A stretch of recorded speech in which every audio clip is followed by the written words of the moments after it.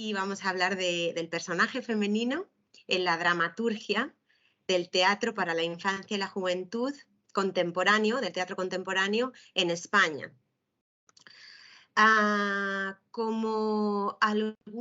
este va a ser el recorrido que vamos a caminar hoy. Primero empezaré señalando unas cuestiones previas que creo que es importante para entender todo de lo que voy a hablar hoy.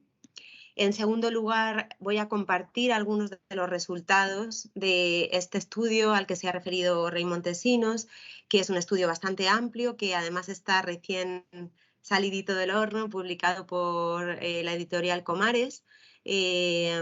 Entonces, bueno, lo que se va a compartir hoy son algunas pinceladas por una cuestión de tiempo. De estas pinceladas, pues he destacado como dos secciones. Una,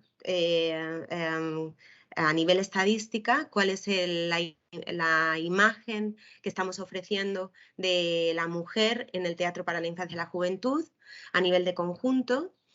Y otra, porque creo que es importante no quedarse en esta queja, en esta somos menos, en esta todavía el papel, sino más bien en la lupa, porque creo que el teatro contemporáneo para la infancia y la juventud está siendo un impulso para la mujer, y creo que es necesario también compartir todos estos personajes maravillosos de los que nos podemos deleitar.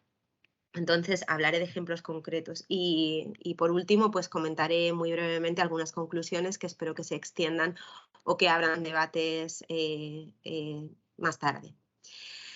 En primer lugar, y como hablar de feminismo, al hablar de feminismo a veces se tocan temas que son un poco incómodos o que no gustan tanto o que se confunden, creo importante señalar tres aspectos que van a ayudar a entender lo que a continuación voy a decir. Todo este análisis que voy a compartir después, o algunos detalles del análisis, son en pro siempre de una calidad. De la defensa de una calidad. Esto sería casi como abrir otro melón, porque hablar de la calidad es una cosa muy complicada. Pero bueno, entendida esta como un constructo social y a la que se puede uno referir en relación con muchísimos aspectos que tienen que ver con el uso literario del lenguaje, con una buena construcción de la trama, con unos personajes bien elaborados, etcétera. Pero todo es en defensa de esta calidad dentro del teatro para la infancia y la juventud. Creo que es importante no confundir feminismo con moralismo. Es normal que esta confusión, esto no sucede solo con el feminismo dentro del teatro para la infancia y la juventud, sucede con otros temas que tienen que ver, pues, a lo mejor con el medio ambiente, con temas relacionados con guerra y pobreza, que se confunde a veces este tratamiento a través del moralismo y no de una profundidad mayor, ¿no? De un cuestionamiento que tiene que ver con lo humano y no con la didáctica relacionada con lo infantil.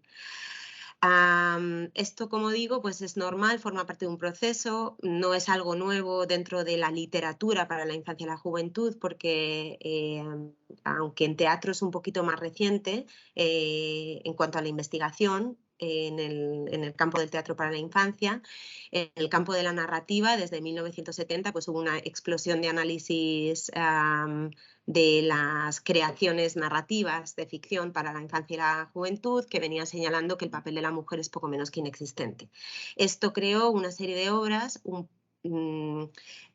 al principio un poco planas en cuanto al argumento, a la construcción de los personajes, y yo creo que de esto estamos saliendo ahora.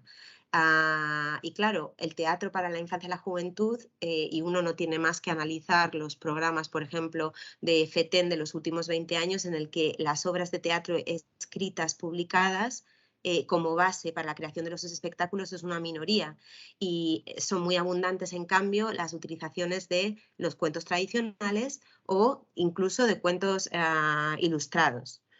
Bueno, dicho esto, a ver si me deja Ahí está.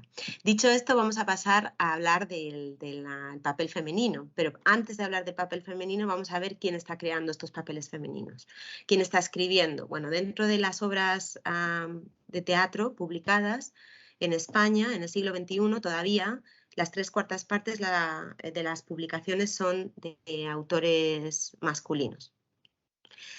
Las buenas noticias son que así como, y este estudio que como digo se ha replicado muchísimas veces con resultados muy similares, que venía señalando el hecho de que el papel de la mujer era menos de la mitad que el de los hombres, esto no ocurre en el teatro, o por lo menos estos son los resultados de nuestro estudio. En el teatro creado para la infancia y la juventud en el siglo XXI son exactamente los mismos papeles femeninos que masculinos y un gran número de papeles neutros. Claro, esto no es más complicado de analizar que en la literatura, aunque bueno, ahora los últimos análisis multimodales de literatura vienen analizando también este aspecto en cuanto a la semiótica, ¿no? Cómo se relacionan los dibujos con el texto.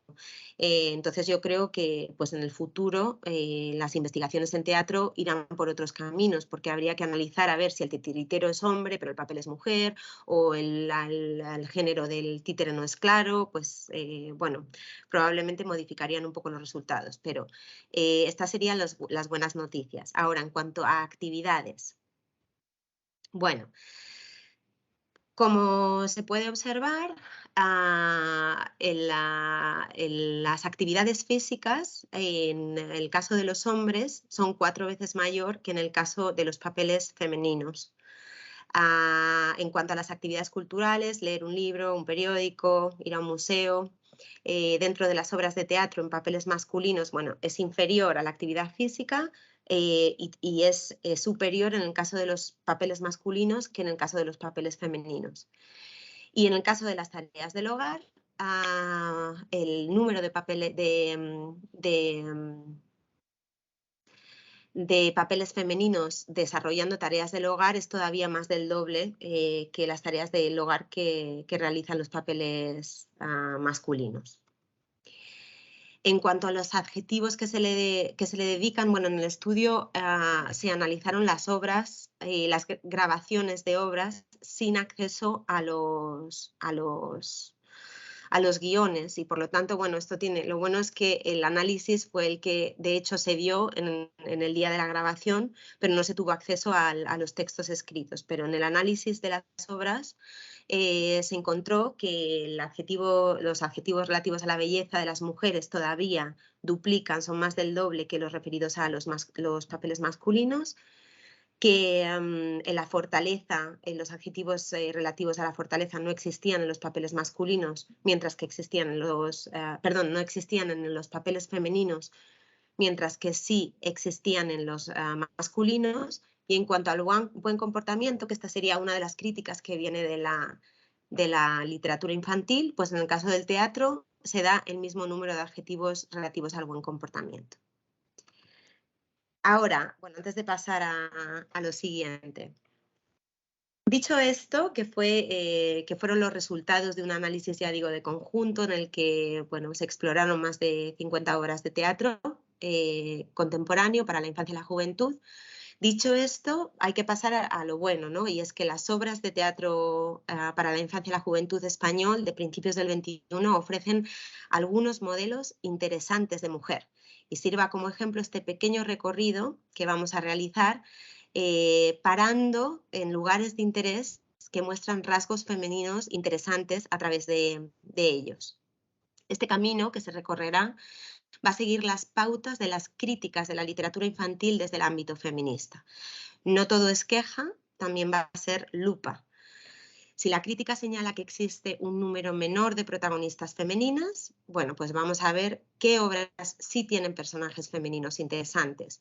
Si la crítica es que las mujeres están representadas con actitudes pasivas y dependientes, vamos a ver qué ejemplos se encuentran dentro del teatro contemporáneo que compensen este sesgo. Si la crítica es la estereotipación, se verá qué obras luchan en su contra. Y así recuperaremos de esta manera lo propuesto por Rodríguez Almodóvar con respecto a que los papeles de mujeres interesantes dentro de la ficción para la infancia existen, no solo en lo folclórico, sino también en lo contemporáneo. De hecho, el teatro contemporáneo es un teatro que está dejando que las niñas alcen sus voces, tal y como lo canta el personaje de Violeta en Estrella y agujeros negros, entre otras cosas, de Rocío Bello y Javier Hernando.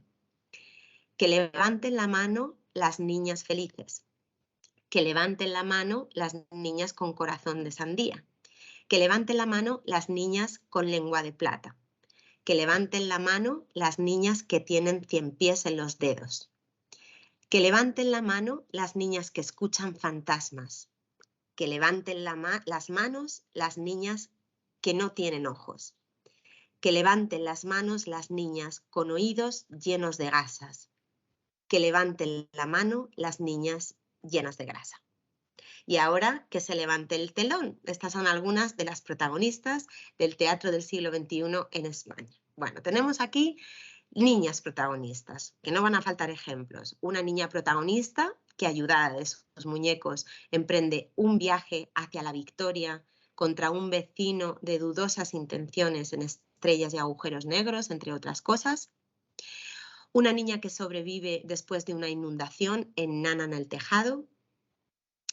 Unas estudiantes nigerianas víctimas de la violencia ejercida por el grupo terrorista Boko Haram en Lo que vuelve a casa y otros árboles, que por cierto de Nieves Rodríguez, por supuesto también podemos destacar La siembra de los números, protagonizada por niñas también. Una niña que consigue escapar de un matrimonio concertado en Astrolabio. La protagonista de Lo que no se enseña, de Alberto Caso, que se resiste a quitarse el hijab por decisión personal, en contra de los prejuicios de una directora de un centro educativo que está obsesionada con prohibírselo. O tantas otras protagonistas de alguien a quien no podríamos dejar de nombrar hoy, que es Iciar Pascual. A elegir tenemos La mujer y la niña de La vida de los salmones, que enfrentan miedos relacionados con el dolor y la guerra. La niña en búsqueda de su destino en Ainara, un poema dramático. La niña y la adulta de Pina Bausch en Mascando ortigas. Más protagonistas. Misterios, una niña protagonista reivindicativa, defensora de los derechos de los animales que supera la muerte de un padre. Y otras tantas, no voy a continuar el listado porque me gustaría comentar otros aspectos, pero como vemos la lista es larga. Aquí tenemos más títulos donde se pueden encontrar otras muy interesantes mujeres protagonistas y como digo, la lista es larga, pero si nos movemos al teatro escénico, los ejemplos continúan. He rescatado dos, aunque en el libro obviamente se comentan muchísimos más, pero para mí son de especial relevancia de cara al tema que nos ocupa hoy, y son estos dos. La obra completa de Rosa Díaz en su compañía La Rus, que está también repleta de ejemplos de niñas protagonistas. Dos de estos ejemplos son Refugio, que aquí lo vemos en la fotografía, en la que una niña supera una situación de guerra en un refugio bajo tierra, y La casa del abuelo, protagonizada por una niña y la abuela superando la muerte de su abuelo. De especial interés son las mujeres protagonistas de los espectáculos de Madusha. A mí me parecen absolutamente escalofriantes en concreto, tanto en su espectáculo Mujer, que aborda temas relacionados con el género, como Migrare, donde se tratan temas relacionados con los prejuicios y los odios en relación con la migración. ¿Cómo continuamos el recorrido? Bueno, por la huida de la pasividad y por la rotura con los estereotipos. En cuanto a la huida de la pasividad, uno de los rasgos que las protagonistas del teatro para la infancia y la juventud del siglo XXI presentan es la determinación en sus deseos. No podía ser de nuevo otra autora sino Iciar Pascual quien presentará este perfil de personaje femenino emprendedor en búsqueda de su propio camino. Y así, en Aire de vainilla, en la descripción de los personajes se encuentra a una Aroa, vecina interesante de Pablo, de mayor será detective o lo que ella quiera.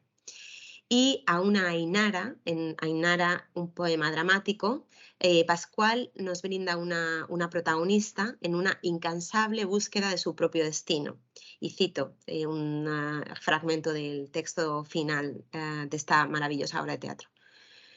Y así Ainara, la viajera, fue conociendo nuevos otoños, nuevos inviernos, hasta que un otoño más frío, oscuro y húmedo decidió conocer el país de Pardela. Pero antes de irse, Ainara me contó su historia, para que sigáis volando con ella, para que no perdáis el norte, para que encontréis vuestro sur. Y por último, la rotura con los estereotipos, que son varios los ejemplos que han venido intentando romper con los clichés, actividades, gustos y maneras de ser estereotipadas, manera masculina, femenina, del tipo hombre, fútbol, mujer delicada, etc. Destacar una obra de teatro, una autora, Marta Buchaca, que tiene varias obras de teatro, entre ellas Playoff, que es de especial relevancia por tratarse de una tragicomedia que ocurre alrededor de un equipo de fútbol femenino. La obra reflexiona sobre el papel de la mujer y del deporte femenino en una sociedad que todavía manifiesta un machismo feroz.